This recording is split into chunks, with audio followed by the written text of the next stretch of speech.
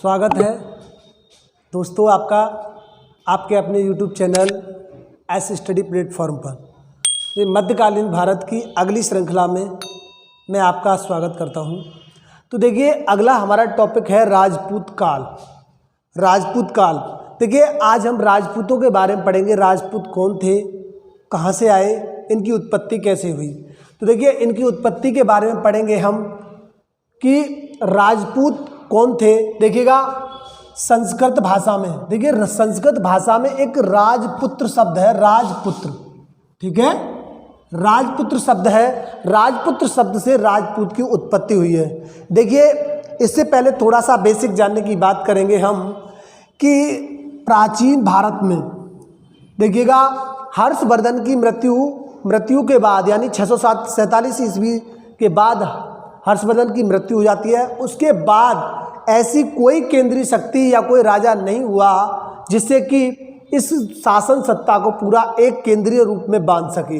तो देखिए राजपूतों के बारे में बात करने से पहले राजपूतों के बारे में बताते हैं। राजपूतों का जो शासन सत्ता थी वह किस किस क्षेत्र में थी, ठीक है।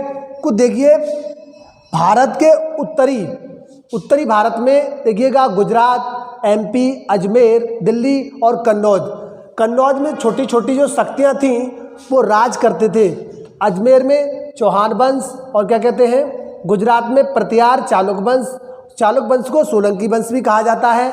और जो महाराष्ट्र का सीमा क्षेत्र है उसमें परमार वंश, ठीक है, और कन्नौज में घेड़वाल वंश, ठीक है, जो शासन कर रहे थे। इन राजपूतों की एक सबसे बड़ी खासियत थी कि ये आपस में ही लड़ते झगड़ते रहते थे और शत्रुता इनमें बनी रहती थी, ठीक है। इसी कारणवश विदेशियों ने हमारे यहाँ आक्रमण किया और हमारे देश को लूटा, ठीक है। तो देखिएगा अब बात करते हैं हम उत्पत्ति के बारे में। हमने बताया था जो 7 से 12 ईस्वी तक जो काल है उसे राजपूत काल के नाम से जाना जाता है। किसे? राजपूत काल के नाम से। और देखिएगा किसी बुक में दिया है 7 से 12 ईस्वी, 8 से 12 ईस्वी, 7 से 12 ईस्वी में किसी बुक में 7 से 12 दिया है तो किसी में 8 से 12।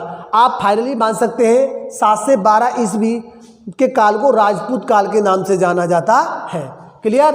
तो देखिएगा उसके बाद देखिए कुछ विदेशी जो इनकी उत्पत्ति, इनके बारे में जानकारी के लिए जो विदेशी इतिहासकार हैं, विदेशी इतिहासकारों का मत ये है कि ये विदेशी जातियों से उत्पन्न थे, ठीक है, विदेशी जातियों से उत्पन्न थे। तो कुछ इतिहासकारों के बारे में मैं आपको बता रहा हूँ। तो देखिए सबसे पहले नाम आता है कर्नल जेम्स टॉड का।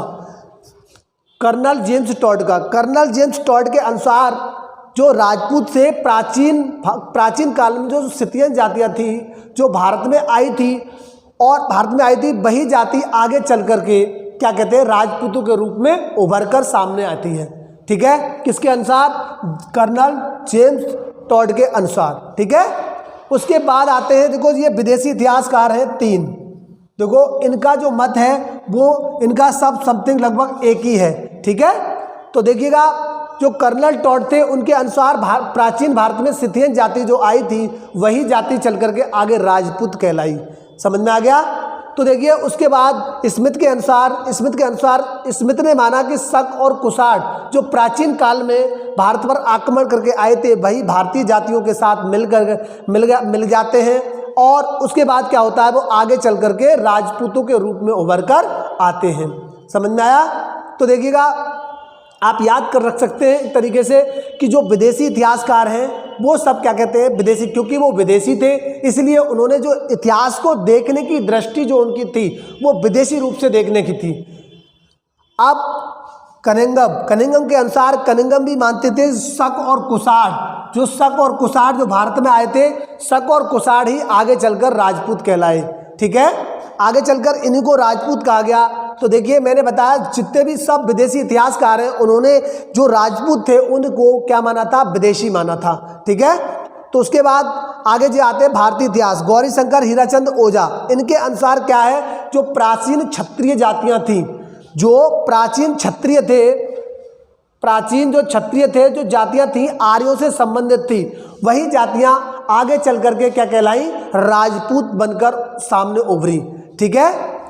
उसके बाद देखिए सबसे जो इम्पोर्टेंट है बात चंद्रवरदाई, ठीक है। इनके अनुसार जो राजपूत थे उनके 36 गोत्र थे, 36। कंपटीशन में पूछा भी गया है कि राजपूतों के जो गोत्र हैं वो कितने हैं। तो देखिए किन किन के अनुसार क्या कहते हैं, चंद्रवरदाई और कर्नल टोड के अनुसार, चंद्रवरदाई और कर्नल टोड के अनुसार, जेम्स टोड के अनुसार जो राजपूतों की जो जातियां हैं, गोत्र हैं, वो 36 माने गए हैं। देखिए चंद्रवरदाई के अनुसार, चंद्रवरदाई ने एक अग्निकुंड का सिद्धांत दिया था कि जब अताताइयों और दुश्मनों का अत्याचार जब बहुत ज़्यादा बढ़ गया था, तब ऋषि वशिष्ठ ने माउंट आबू पर्वत पर यज्ञ किया और उस यज्ञ से राजपूतों की 4 जातियां उत्पन्न हुई थी। उन्होंने उनका विनाश किया था, उन्हीं को राजपूत कहा जाता है। समझ में आया?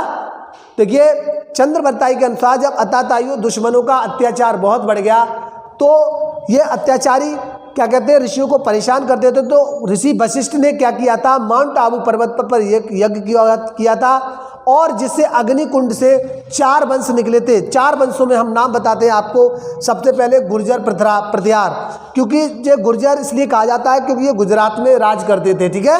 गुर्जर प्रतिहार, गुजरात में शासन था इनका। चौहान वंश, दिल्ली और अजमेर, दिल्ली राजस्थान का अजमेर दिल्ली का मतलब दिल्ली और राजस्थान का अजमेर क्षेत्र, यहाँ पर राज था।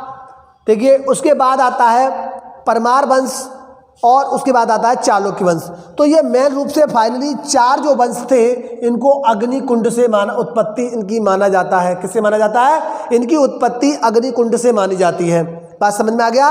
उसके बाद अन्य वंश थे ये अलग अलग इसी में से। तो देखिए फाइनली आप समझ लीजिए कि जो राजपूत काल है वो 7 से 12 या 8 से 12 ईस्वी तक का माना जाता है। और इस शब्द की जो राजपूत शब्द है, जो संस्कृत का राजपूत शब्द है, उस शब्द से राजपूत शब्द की उत्पत्ति हुई है, ठीक है।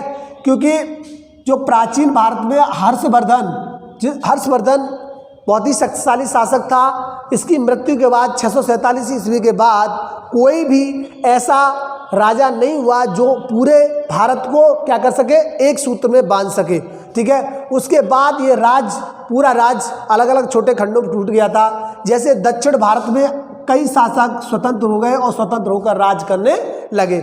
उसके बाद जो भारत का ये क्षेत्र है गुजरात, देखिए गुजरात, एमपी महाराष्ट्र की सीमा और कन्नौज और दिल्ली अजमेर, ये वाला जो एरिया है, इसमें जो जाति शासन कर रही थी उसे राजपूत शासन कहा जाता है। और मैं आपको पहले ही बता चुका हूँ ये वाला जो पाकिस्तान क्षेत्र था, सिंधु क्षेत्र, इस पर भी हिंदूशाही राजवंश था। क्योंकि जो विदेशी भारत में इस्लामिक आक्रमणकारी आए थे, जैसे क्या कहते हैं मोहम्मद बिन कासिम, महमूद गजनबी, मोहम्मद गौरी, जो इसी क्षेत्र से इन्होंने आक्रमण किया था भारत पर।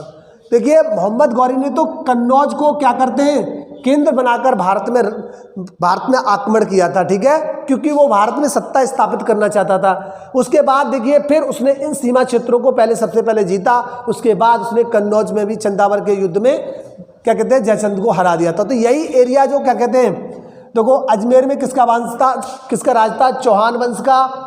गुजरात में क्या था, गुज्जर और प्रतिहार। गुज्जर इसलिए इनको कहा जाता है क्योंकि ये गुजरात में राज करते थे, ठीक है। गुजरात वंश यानी गुज्जर प्रतिहार वंश जो जब कमजोर पड़ जाता है तो चालुक्य वंश का शासन आ जाता है, ठीक है। उसके बाद जो चालुक्य वंश को सोलंकी वंश भी कहा जाता है।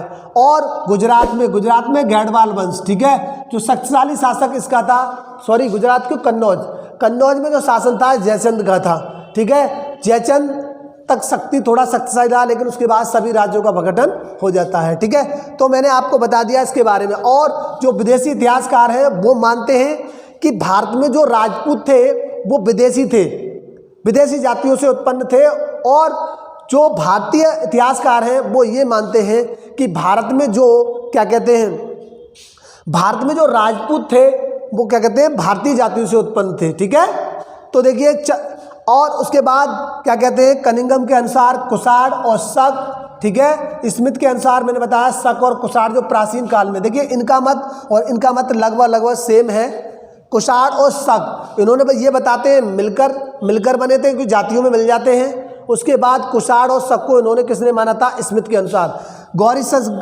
गौरीशंकर हीराचंद ओझा, इनके अनुसार प्राचीन क्षत्रिय जातियां जो थी, जो बाद में चलकर उनके जो वंशज थे, बाद में चलकर राजपूतों के रूप में उभर कर सामने आते हैं और भारत पर राज करते हैं। ठीक है, देखिए चंद्रवर्ताई के अनुसार अग्निकुंड का सिद्धांत ये कहते हैं कि जितने भी राजपूत थे वो अग्निकुंड से उत्पन्न हुए थे। ठीक है, तो इन्होंने बताया था कि जब दुश्मनों अताताइयों का क्या कहते हैं, जब आतंक ज़्यादा बढ़ गया तब ऋषि वशिष्ठ ने माउंट आबू पर्वत पर क्या किया था? एक यज्ञ किया था। उस यज्ञ से 4 जातियां निकली थी। ठीक है, तो देखिए उसमें एक पहली जाति गुर्जर प्रतिहार, दूसरा चौहान वंश और तीसरा परमार वंश और चालुक्य सोलंकी वंश, ये इसी से अलग हटके वंश हैं। तो देखिए उसके बाद देखिए फिर मैंने बताया था कि इनका जो क्षेत्र विस्तार, देखिए उत्पत्ति कैसे हुई, क्षेत्र विस्तार कैसे रहा इनका, किस एरिया में इनका शासन था, किनको राजपूत कहा जाता है, क्योंकि मैंने बता दिया संस्कृत शब्द का जो राजपुत्र शब्द है उसी से राजपूत शब्द की उत्पत्ति हुई है। ठीक है, अब देखिएगा इसके बाद देखो एक राइटर और आते हैं गोपीनाथ शर्मा और भंडारकर। इनके अनुसार क्योंकि ये ब्राह्मण थे तो ये किसको मानते हैं? ब्राह्मणों के वंश, यानी राजपूतों को जो बताते हैं ये ब्राह्मणों का वंश बताते हैं। ठीक है, समझ में आ गया। उसके बाद भारतीय इतिहासकार जो राजपूतों को चंद्रवंशी और सूर्यवंशी, प्रतिहार वंश खास करके उनको कहा जाता है। भगवान राम के जो लक्ष्मण जी थे जो पहरेदारी करते थे उनके वंशजों को प्रतिहार वंश कहा जाता है। ठीक है, अब चंद्रवर्ताई, और मैंने पहले ही बताया कि चंद्रवर्ताई और किसके अनुसार? कर्नल जेम्स टॉड के अनुसार जो राजपूतों की जातियां और गोत्र हैं, जातियां या गोत्र हैं, वो 36 बताए गए हैं। ठीक है, जातियां और गोत्र 36 बताए गए हैं। तो देखिए उत्पत्ति के आधार पर राजपूतों को 4 भागों में, देखिए मैंने बताया था सूर्यवंश के जो गोत्र हैं वो 10 हैं। ठीक है, सूर्यवंश के जो गोत्र हैं वो 10 हैं। इसके बाद चंद्रवंश के गोत्र या जातियां 10 हैं।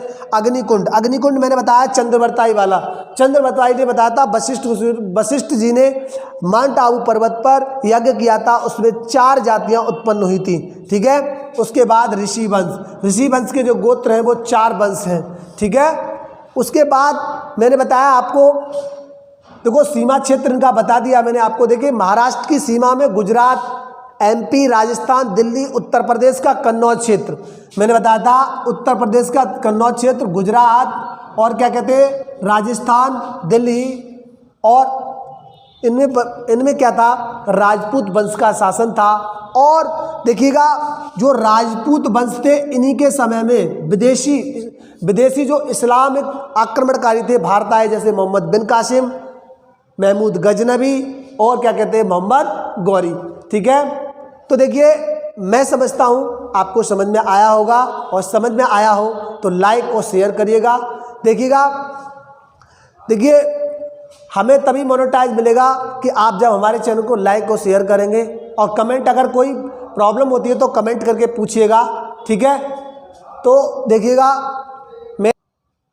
देखिए एक बार फिर से रिकॉल कर लेते हैं थोड़ा सा पढ़ने के बाद। देखिएगा राजपूत वंश था, राजपूत शब्द की उत्पत्ति संस्कृत भाषा के राजपूत शब्द से हुई है। 7 से 12वीं ईस्वी को राजपूत काल माना जाता है। विदेशी इतिहासकार इनको विदेशी आक्रमण, विदेशी जाति का मानते हैं, लेकिन क्या कहते हैं, और कर्नल जेम्स टॉड के अनुसार प्राचीन काल में सिथियन जाति थी, क्या कहते हैं, उसी जाति के जो वंशज थे राजपूत भारत के लोगों के साथ मिल गए और उसी में से उभरकर जो आए थे वही राजपूत कहलाए। स्मिथ के अनुसार, इनके अनुसार शक और कुषाण थे, उसके बाद भारत पर आक्रमण करने आए थे, तो और उनका क्या था, बाद में घुल मिल गए इन्हीं के साथ और राजपूत बनकर उभरे।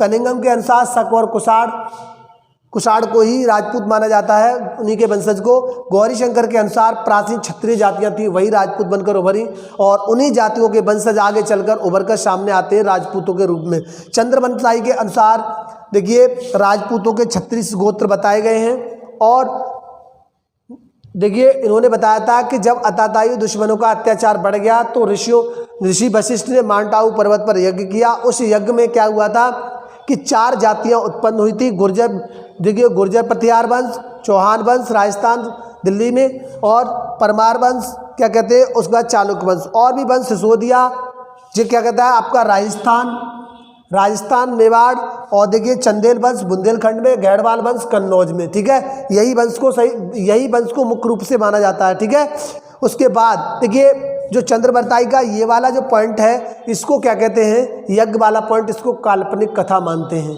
ठीक है, काल्पनिक मानते हैं, लेकिन पूछा जाता है, परीक्षा की दृष्टि से क्वेश्चन पूछे जाते हैं। तो देखिए मैं बताता हूँ आपको, इस वीडियो में देखो इतना ही समझाऊंगा, लेकिन आगे जो मेरा आने वाला वीडियो होगा इन्हीं सभी वंशों के बारे में, इनसे जो क्वेश्चन बनते हैं उनके बारे में भी बताऊंगा। ठीक है, अगर समझ में आया हो लाइक और शेयर करिएगा। अगर लाइक और शेयर नहीं करोगे तो मुझे मोटिवेशन कैसे मिलेगा। ठीक है, थैंक यू ऑल।